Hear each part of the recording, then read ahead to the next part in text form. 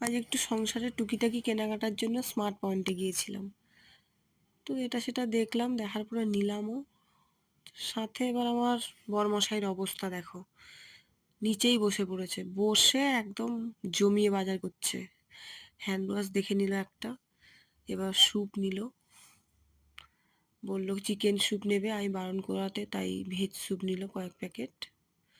সাথে নিজের কথা রাখতে একটা চিকেন স্যুপও নিল। নেওয়ার পরে এটা সেটা দেখছে ঘুরে ফিরে আর কিছু নেওয়া যায় নাকি।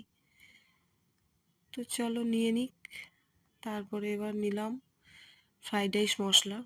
শীতের মরশুম, তাই ভালো মন্দ তো খেতে হবে। আর শুধু ভালো মন্দ খেলে কিন্তু হবে না, সাথে ভালো করে থালা বাসনটাও ধুতে হবে, তাই নিয়ে নিল একটা ডিশ ওয়াশ। এবার বার্গেনিং করছে, কোনটা ভালো কোনটা খারাপ তাই দেখে নিচ্ছে। একটা ভিম লিকুইডের